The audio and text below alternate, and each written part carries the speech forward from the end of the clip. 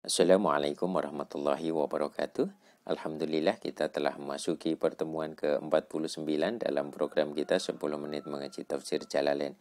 Insyaallah program ini akan kita laksanakan setiap hari dan semoga Allah masih memberikan keistiqomahan kepada kita semuanya. Amin, amin ya rabbal alamin.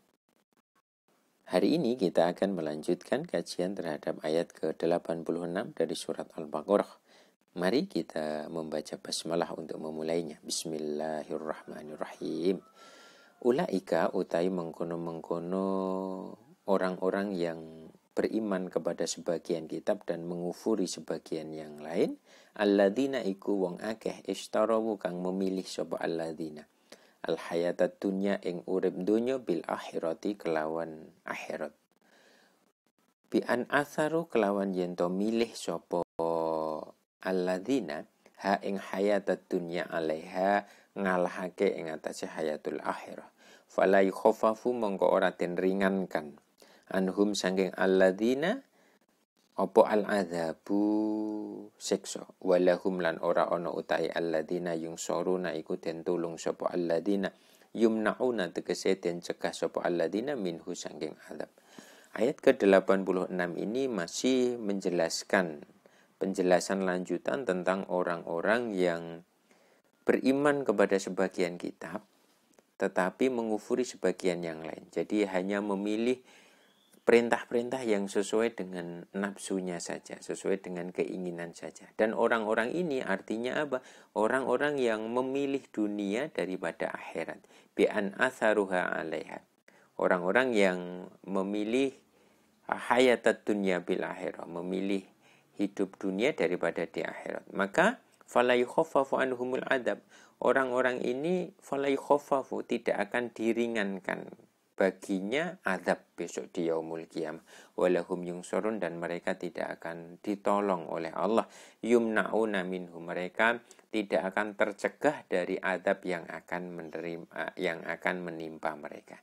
Makanya ayat ke-86 ini memperingatkan kepada kita, jangan sampai kemudian kita hanya beriman kepada sebagian kitab dan mengufuri yang lain. Artinya kita harus mengambil semua perintah, tidak hanya memilih berdasarkan nafsu kita. Walakut ataina, lan teman-teman wis maringi sapa kita Musa ing Musa alkitab ing kitab at-Taurat tegese Taurat. Wa qaffaina lan ngenut mureni sapa kita mimbati saking sabadane Musa birrusuli kelawan pira-pira utusan. Atba'na tegese ngetut mbureni sapa kita hum ing rusul rasulan ing rasul min athari rasulin saking sabadane rasul. Dan sungguh walakot ataina, dan sungguh kami berikan, kami sampaikan kepada Musa, kami berikan kepada Musa sebuah kitab, yaitu kitab Taurat. Wa qaffaina min ba'dihi rusul, dan juga kami ikutkan setelah Nabi Musa dengan rusul, dengan banyak utusan. Makanya berdasarkan ayat ini kita dapat melihat kenapa kemudian rasul-rasulnya Bani Israel itu banyak. Karena apa? Wa qaffaina min ba'dihi birrusul. Kami ikutkan, ya, setelah rasul itu ada banyak rasul. Makanya banyak nabi di Bani Israel. Wa ataina, lan kami berikan, lan maringi sapa kita Isa ing Isa ibnu Maryam. Ibnu Maryam iku anake Maryam, al-bayyinati ing pira-pira penjelasan, ing pira-pira bukti kang nyata. Al-mu'jizati tegese mukjizat. Kahya ilmauta kaya dene menghidupkan orang mati, wa ibra'il akmahi lan menyembuhkan penyakit buta dari kecil, wal abrosi lan penyakit belang atau penyakit lepra. Kemudian dalam ayat ini dijelaskan, dan kami berikan kepada Isa ibnu Maryam bukti-bukti yang nyata. Maksudnya memberikan mukjizat kepada Nabi Isa. Kalau kita lihat di bawah, penjelasan di bawah tulisan di bawah kitab ini, dalam kitab ini Isa itu makna dasarnya adalah As-Sayyid Al-Mubarak, yaitu tuan yang diberkahi.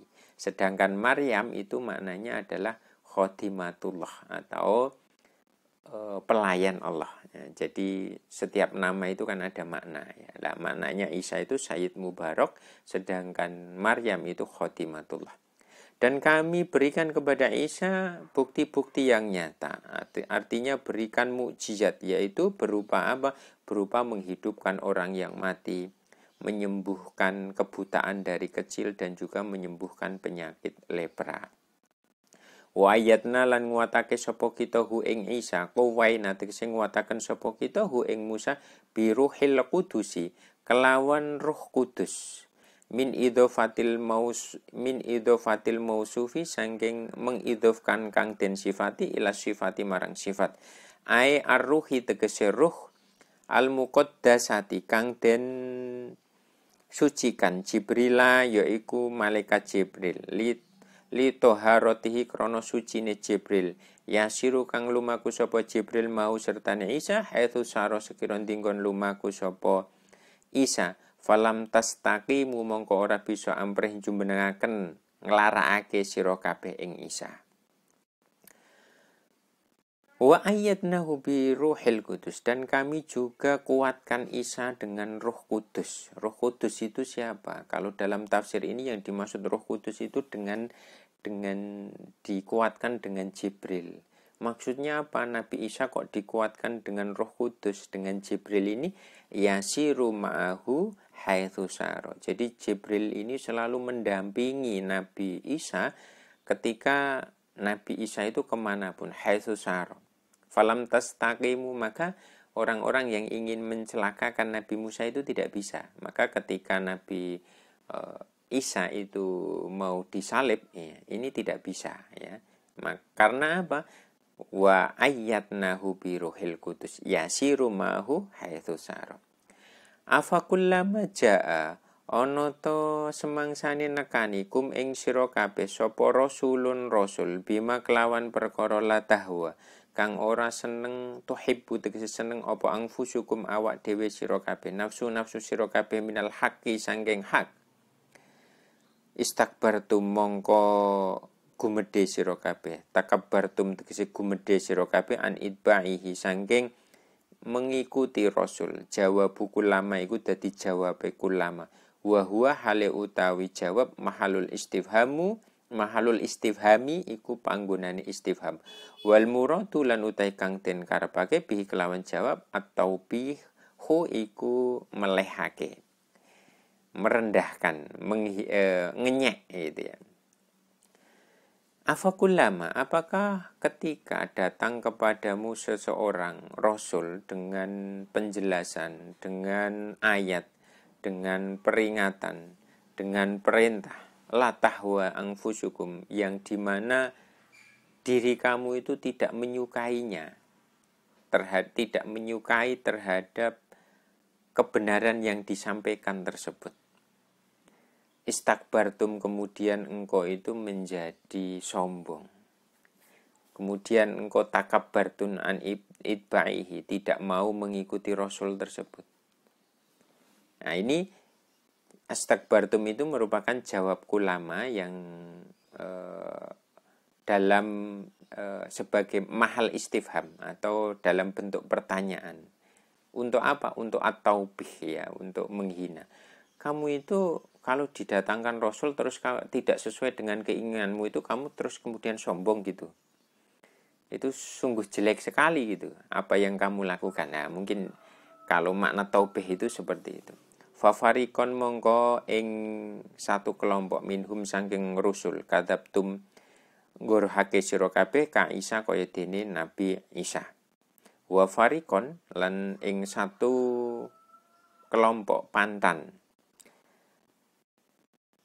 taqtuluna membunuh sira kabeh al mudhari'u utawi mudhari' li hikayatil hali iku kanggo menceritakan sesuatu yang akan datang al madhiyati kang wis terjadi kang wis dhisik ae qataltum tegese membunuh sira kabeh ka Zakaria kaya dene Zakaria wa Yahya lan Yahya.